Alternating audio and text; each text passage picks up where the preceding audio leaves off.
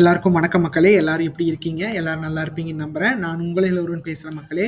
நாம் இந்த காணொளியில என்ன பார்த்துக்கிட்டு இருக்கோம் அப்படின்னு பார்த்தீங்க அப்படின்னா, 2026 சட்டப்பேரவைத் தேர்தல் தமிழ்நாட்டில் நடக்க போற காரணத்தினால, எந்தெந்த கட்சிகள் எப்படியெல்லாம் வாக்கு சதவீதங்கள் வாங்கியிருக்காங்க, எப்படியெல்லாம் வெற்றி பெற போறாங்க, வரப்போகும் தேர்தலில் அவங்களுக்கு எந்த மாதிரியான பலம் இருக்கு அப்படிங்கிற ஒரு கணிப்பு பார்த்துக்கிட்டு இருக்கோம். அந்த வகையில நாம இன்னைக்கு பார்க்க போற தொகுதி என்னன்னு பார்த்தீங்க அப்படின்னா, நாம திருவள்ளூர் மாவட்டத்தில் இருக்க பூந்தமல்லி தொகுதி தான் பார்க்க போறோம். வாங்க நிகழ்ச்சிக்கு போலாம். அதுக்கு முன்னாடி நம்ம சேனலை சப்ஸ்கிரைப் பண்ணிக்கோங்க மக்களே.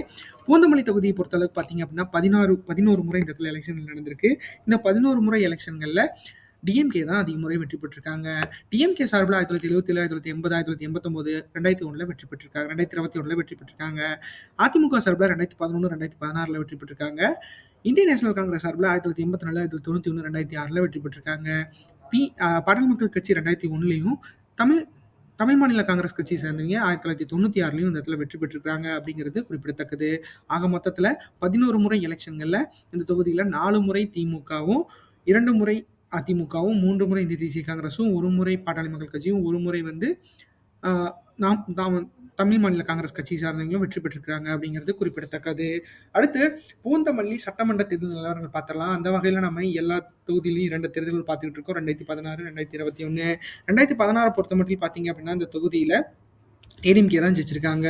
ஏடிஎம்கே சார்பில் ஏழுமலை அப்படிங்கிறவங்க போட்டிட்டு இருக்காங்க. அவங்க 1,03,952 வாக்குகளும் 43.90% பெற்று இந்த இடத்துல அவங்க வெற்றி பெற்றிருக்காங்க. அடுத்து டிஎம்கே சார்பில் பார்த்தீங்க அப்படின்னா பரந்தாமன் அப்படிங்கிறவர் போட்டிட்டு இருக்காரு. அவர் 92,189 வாக்குகளும் 38.90% பெற்று இந்த இடத்துல அவர் 2ஆம் இடத்தை பிடிச்சிருக்கிறாரு. அடுத்து பாட்டாளி மக்கள் கட்சி சார்பில் பார்த்தசாரதி அப்படிங்கிறவங்க போட்டிட்டு அவங்க 15,827 வாக்குகளும் 6.7% பெற்று இந்த இடத்துல அவங்க 3ஆம் இடத்தை பிடிச்சிருக்கிறாங்க. அடுத்து 2021 தேர்தலை பொறுத்தளவுக்கு பார்த்தீங்க அப்படின்னா இந்த தொகுதியில் பெற்றிருக்காங்க. டிஎம்கே சார்பில் கிருஷ்ணசாமி அப்படிங்கிறவர் போட்டிட்டு இருக்காரு. அவர் 1,49,578 வாக்குகளும் 57.30% பெற்று மிகப்பெரிய வெற்றியை பதிவு செஞ்சிருக்காங்க மகளே. ஆக மொத்தத்தில் பார்த்தீங்க அப்படின்னா ஏடிஎம்கேலேருந்து ஜெயலலிதா அவர்கள் இறந்ததுக்கு பிறகு பார்த்தீங்கன்னா 2021 மிகப்பெரிய அளவில் பூந்தமல்லி தொகுதி டிஎம்கே பக்கம் மாறி இருக்காங்க. அடுத்து ஏடிஎம்கே கூட்டணியில் இருந்த பாட்டாளி மக்கள் கட்சி சார்பில் எஸ்எக்ஸ் ராஜமன்னர் அப்படிங்கிறவர் போட்டிட்டு இருக்காரு. அவர் பார்த்தீங்க அப்படின்னா மன்னார் அப்படிங்கிறவர் போட்டிட்டு இருக்காரு. அவர் 55,468 வாக்குகளும் 21.30% மட்டும்தான் அந்த இடத்துல பெற்றிருக்கிறாரு. அடுத்து நாம் தமிழர் கட்சி சார்பில் மணிமேகலை அப்படிங்கிறவங்க போட்டிட்டு இருக்காங்க. அவங்க 29,871 வாக்குகளும் 11.50% பெற்று இந்த இடத்துல அவங்க 3ஆம் இடத்தை பிடிச்சிருக்காங்க அப்படிங்கிறது குறிப்பிடத்தக்கது. அடுத்து பூந்தமல்லி மக்களவைத் தேர்தல் நிலவரங்கள் பார்த்தலாம். அந்த வகையில் நம்ம 2 மக்களவைத் தேர்தல் நிலவரங்கள் எல்லா தொகுதியிலும் பார்த்துக்கிட்டு இருக்கோம். 2019, 2024. 2019 பொறுத்த மட்டும் பார்த்தீங்க அப்படின்னா இது திருவள்ளூர் நாடாளுமன்ற தொகுதியாக வரும். அந்த வகையில் டிஎம்கே சார்பில் ஜெயக்குமார் அப்படிங்கிறவர் போட்டிட்டு தான் வெற்றி பெற்றிருக்காரு. அவர் 1,31,130 வாக்குகளும் 52.83% பெற்று இந்த இடத்துல மிகப்பெரிய வெற்றியை பதிவு செஞ்சிருக்காரு. அடுத்து அதிமுக சார்பில் பார்த்தீங்க அப்படின்னா வேணுகோபால் அப்படிங்கிறவர் போட்டிட்டு இருக்காரு. அவர் 88,330 வாக்குகளும் 35.59% பெற்று இந்த இடத்துல அவங்க 2ஆம் இடத்தை பிடிச்சிருக்காங்க. அடுத்து நாம் தமிழர் கட்சி சார்பில் வெற்றி செல்வி அப்படிங்கிறவங்க போட்டிட்டு இருக்காங்க. அவங்க 9,689 வாக்குகளும் 3.9% பெற்று இந்த இடத்துல அவங்க 3ஆம் இடத்தை பிடிச்சிருக்காங்க. அடுத்து 2024 தேர்தலை பொறுத்தளவுக்கு பார்த்தீங்க அப்படின்னா கடந்த ஆண்டு நடந்து முடிஞ்ச 2024 தேர்தல் கடந்த ஆண்டில் 2024 தேர்தலை பொறுத்தளவுக்கு பார்த்தீங்க அப்படின்னா இந்த இடத்துல பார்த்தீங்க அப்படின்னா டிஎம்கே தான் மீண்டும் வெற்றி பெற்றிருக்காங்க. டிஎம்கே சார்பில் சசிகாந்த் செந்தில் போட்டிட்டு இருக்காரு.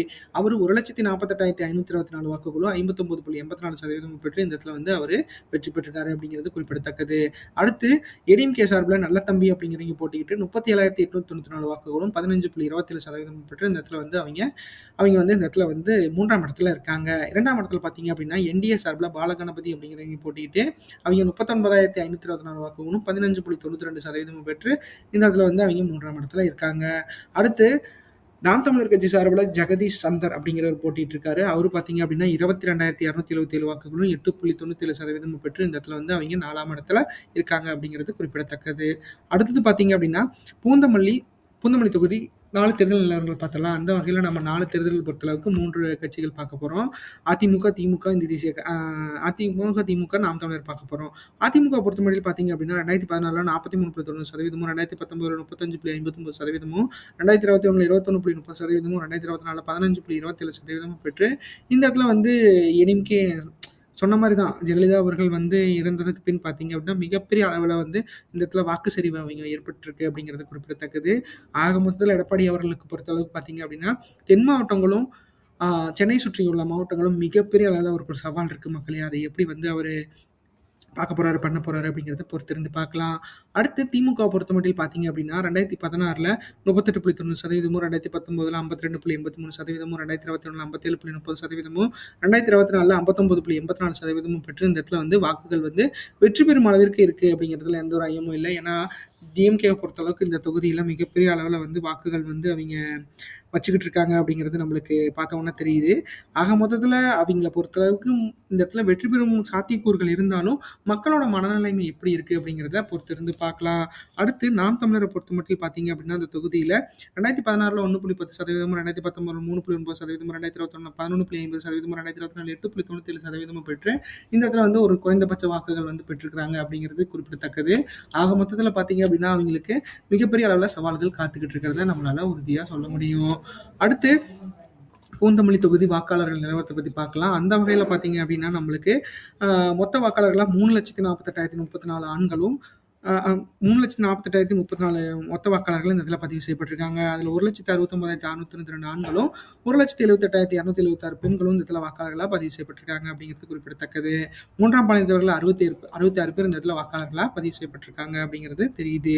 அடுத்து வாக்காளர்கள்லயே பார்த்தீங்கன்னா, ஏஜ் வைஸ் கேட்டகரியில 18 வயசுலேருந்து 34 வயசு வரைக்கும் இருக்கீங்க பார்த்தீங்க அப்படின்னா, 57,356 ஆண்களும், 60,257 பெண்களும் இந்த இடத்துல வாக்காளர்களா பதிவு செய்யப்பட்டிருக்காங்க. 35 வயசுலேருந்து 54 வயசு வரைக்கும் இருக்கீங்க பார்த்தீங்க அப்படின்னா, 72,628 ஆண்களும், 76,302 பெண்களும் இந்த இடத்துல வாக்காளர்களா பதிவு செய்யப்பட்டிருக்காங்க அப்படிங்கிறது குறிப்பிடத்தக்கது.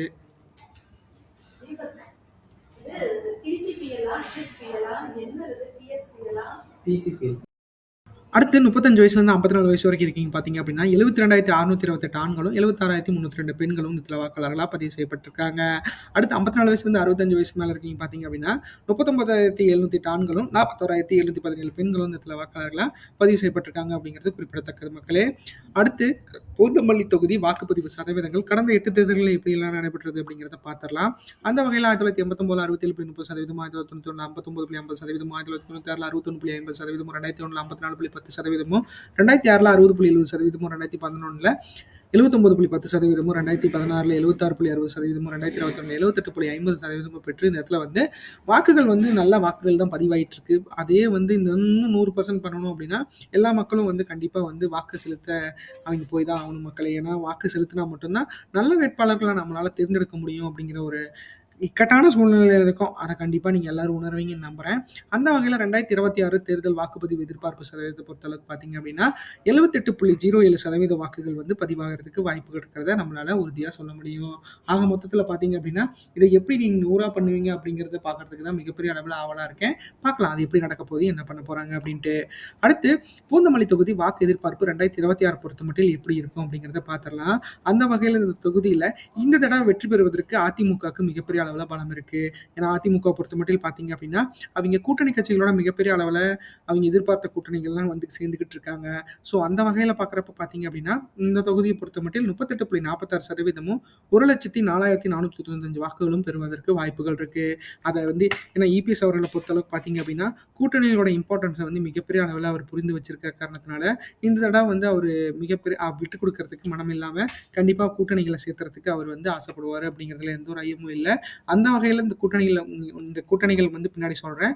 அவைங்கெல்லாம் ஒன்றிணைஞ்சாங்க அப்படின்னா 38.46% வாக்குகள் வந்து வாங்குறதுக்கு நம்மளுக்கு இவங்களுக்கு வாய்ப்பு இருக்கிறத, அதிமுக கூட்டணிக்கு வாய்ப்பு இருக்கிறத நம்மளால உறுதியா சொல்ல முடியும். அந்த வகையில பார்த்தீங்க அப்படின்னா, ஏன்னா இவங்க வந்து போன தடவை வெற்றிக்கு பெற்றிருக்க வேண்டியது. பட் ஆனா சில பல இஷ்யூஸ்னால அவிங்க வந்து மிகப்பெரிய அளவுல வந்து தோல்வி அடைஞ்சிருந்தாங்க. ஸோ அந்த வகையில அதிமுக கூட்டணிய பொறுத்த அளவுக்கு 38.46% பெற்று வெற்றி பெறுவதற்கு வாய்ப்புகள் இருக்கு. அதே திமுக கூட்டணிய பொறுத்த அளவுக்கு பார்த்தீங்க அப்படின்னா, 37.45%, 1,10,1770 1751 வாக்குகளும் பெறுவதற்கு வாய்ப்புகள் இருக்கு. ஏன்னா திமுக கூட்டணியை பொறுத்தளவுக்கு பார்த்தீங்க அப்படின்னா அந்த தொகுதியில் அவங்க நிறைய தடவை வெற்றி பெற்றிருக்கிறாங்க. ஸோ இந்த தடவை வந்து அவங்க வெற்றி பெறும் முனைப்பில் மிகப்பெரிய அளவில் வாக்குகளை வாங்க தயாராக இருக்காங்க. ஏன்னா இந்த இழுபறி தொகுதியாக இருக்கிறதுக்கு மிகப்பெரிய அளவில் வாய்ப்பு இருக்கிற காரணத்தினால இந்த தொகுதியில் அவங்க வெற்றி பெற்றாலும் ஆச்சரியப்படுறதுக்கு இல்லை. ஆக மொத்தத்தில் பார்த்தீங்க அப்படின்னா திமுக கூட்டணியை பொறுத்தளவுக்கு எப்படி என்ன நடக்க போகுது அப்படிங்கிறத பொறுத்திருந்து பார்க்கலாம். ஏன்னா திமுக பொறுத்த மட்டும் பார்த்தீங்க அப்படின்னா அவங்க சுற்றியுள்ள சென்னை மாவட்டங்களை மிகப்பெரிய அளவில் கவர் பண்ணுறதுக்கு அவங்க ரெடியாக இருக்காங்க. ஸோ அந்த வகையில் அதெல்லாம் வந்து அவங்க ஏன்னா இப்போ இந்த தடவையும் வந்து அந்த 37 தொகுதியில் 30 தொகுதி 35 தொகுதி 30 தொகுதி டு 35 தொகுதி வெற்றி பெறணும் அப்படிங்கிற வந்து மிகப்பெரிய அளவில் வந்து அவங்க வியூகம் வகுத்துட்டு இருக்காங்க. ஸோ அதெல்லாம் நடந்துருச்சு அப்படின்னா டிஎம்கே மீண்டும் வந்து ஆட்சி கட்டிலில் அமர்ந்து மிகப்பெரிய அளவில் நல்லது செய்ய வாழ்த்துக்கள். கண்டிப்பாக அவங்க யார் வந்தாலும் நல்லது செய்ய தான் மக்கள் வர போகிறாங்க. ஏன்னா மக்களை பொறுத்தளவுக்கு இப்போ எல்லாருமே வந்து ஸ்மார்ட் ஃபோன்ஸ் யூஸ் பண்ணுறாங்க. நிறைய இடத்துல என்ன நடக்குது எந்த ஸ்கீம்ஸ் போகுது அப்படிங்கிறத எல்லாம் உடனுக்குடனே தெரிஞ்சுக்கிறாங்க. ஸோ எந்த ஒரு அரசியல்வாதியும் எங்கேயுமே தப்பிக்க முடியாது. நல்லது செஞ்சால் அடுத்த தடவையும் வரப்போகிறோம் அவ்வளோதான். இப்போ டிஎம்கே வந்துச்சுனாலும் அப்படி தான் சொல்லுவாங்க. நாங்கள் நல்லது செஞ்சோம் நாங்கள் வந்தோம் அப்படி தான் சொல்ல போகிறாங்க. அது யாரால மறுத்து பேச முடியும் அப்படிங்கிறது எனக்கு தெரியல. ஸோ ஆக மொத்தத்தில் டிஎம்கே மிக ஸ்ட்ராங்காக இருக்காங்க. நாங்கள் வெற்றி பெறும் அளவிற்கு தான் இருக்கோம். எங்களுக்கு டிஎம்கே மட்டும்தான் டிஎம்கே அப்படிங்கிற மாதிரி இருக்காங்க. ஸோ ஆப்போசிஷன் அவங்களுக்கு யாருமே இல்லைங்கிறத அவங்களோட பெருந்தலைவர்கள் சொல்லிட்டு இருக்காங்க மக்களே.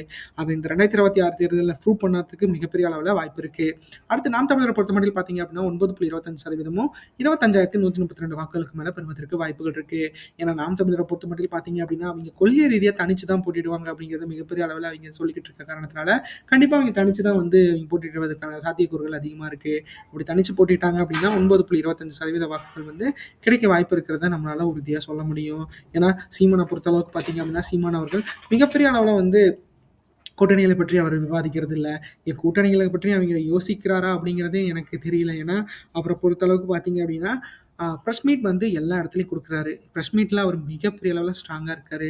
ஆனால் அதே மக்களுக்கு மிகப்பெரிய அளவில் அலுப்பு தட்டுறதுக்கும் வாய்ப்புகள் இருக்குது. ஸோ சீமான் அவர்களை பொறுத்தளவுக்கு அவர் வந்து இந்த பிரச்சாரத்தில் மிகப்பெரிய அளவில் கான்சன்ட்ரேட் பண்ணணும் அப்படிங்கிறது தான் நான் ஒரு ஐடியாஸாக அவருக்கு சொல்லணும் அப்படின்னா இதுதான் அவர் பண்ணணும் அப்படிங்கிறத நான் ஆசைப்பட்றேன்.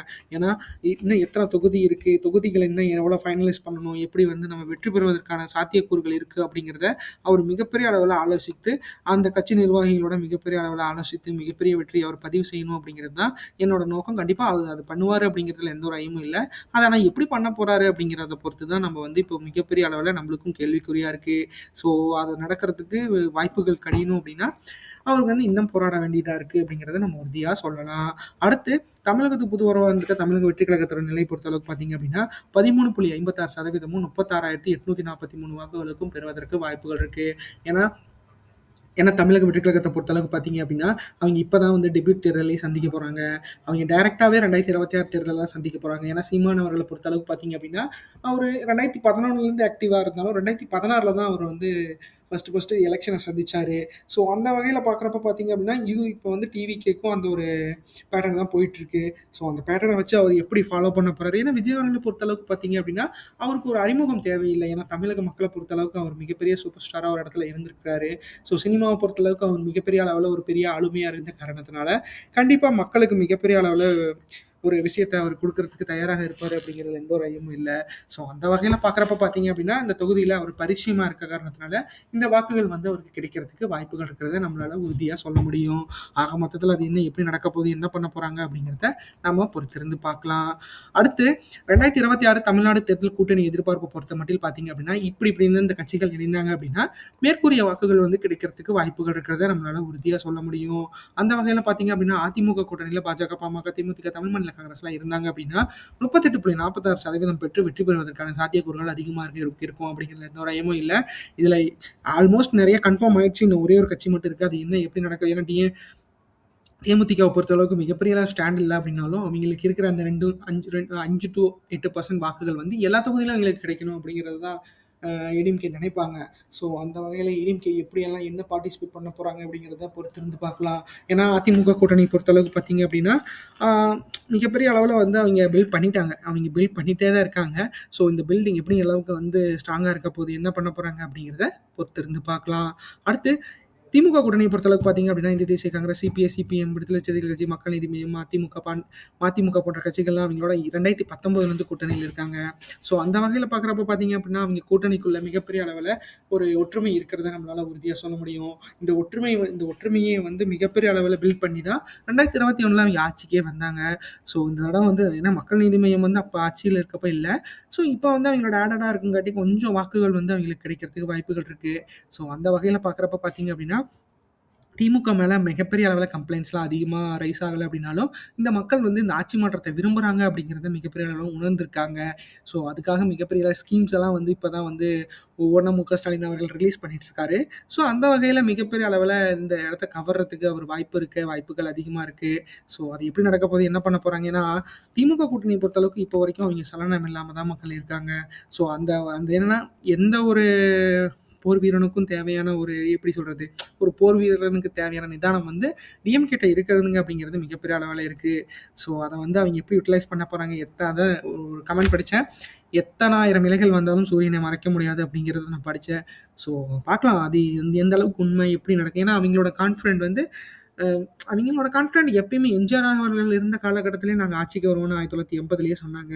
ஸோ அந்த அளவுக்கு வந்து அவங்களோட கான்ஃபிடென்ட் இருக்குன்னா, இப்ப வந்து எம்ஜிஆர் அவர்களோ, ஜெயலலிதா அவர்களோ இரட்டை இலை சின்னத்தில இல்லாத காரணத்தினால, அத எடப்பாடி அவர்கள் எப்படியெல்லாம் யூஸ் பண்ணிட்டு இருக்காரு அப்படிங்கிறத அவங்க உணர்ந்திருப்பாங்க.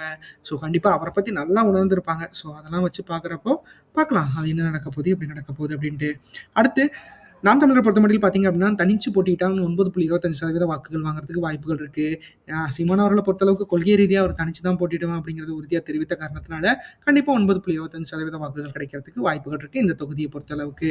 பூந்தமல்லி தொகுதிய பொறுத்தளவுக்கு இவ்வளோ பெர்சன்டேஜ் வந்து அவங்க மினிமம் வாங்குறதுக்கு வாய்ப்புகள் இருக்கு. வெற்றி பெறும் அளவிற்கு வாங்குவாங்களா அப்படிங்கிறது பார்க்குறப்போ, கூட்டணிகளோட பலமா இருந்தா மட்டும் தான் அது முடியும். ஏன்னா, இவங்க எந்த ஒரு கூட்டணியோட நாங்க இணைய போறதில்ல, நாங்க தனிச்சு தான் போட்டியிட போறோம் அப்படிங்கிறத அவங்க எல்லா இடத்துலயும் எல்லா பிரஸ் மீட்லயும் சீமான் அவர்களோ, இல்ல அந்த கட்சியை சார்ந்த நபர்களோ, ஒருங்கிணைப்பாளர்களோ சொல்லிட்டு தான் இருக்காங்க. ஸோ அதெல்லாம் வச்சு பார்க்குறப்ப கண்டிப்பா அவங்க தனிச்சு தான் போட்டியிடுவாங்கன்னு நினைக்கிறேன் மக்களே. அடுத்து தமிழகத்து வெற்றி கழகத்த பொறுத்தளவுக்கு பார்த்தீங்க அப்படின்னா, 13.56% வாக்குகள் வந்து தனிச்சு போட்டியிட்டா வாங்குறதுக்கு வாய்ப்புகள் இருக்கு. அவங்க கூட்டணின்னு இப்ப வரைக்கும் ஏன்னா எல்லா கூட்டணியிலயும் அவங்க கூப்பிட்டுட்டு தான் இருக்காங்க. எல்லா கூட்டணிக்கும் நாங்க அழைப்பு விடுத்துட்டு தான் இருக்கோம்.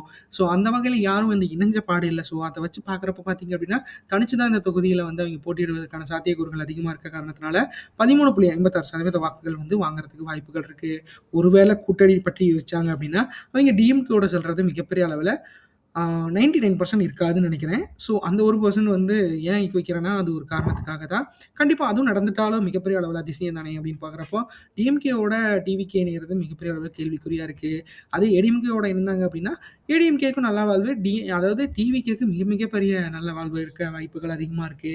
ஏன்னா ஒரு இடத்துக்கு போறோம் அப்படின்னா, கைடன்ஸ் இல்லாம நம்மளால எதுவுமே பண்ண முடியாது.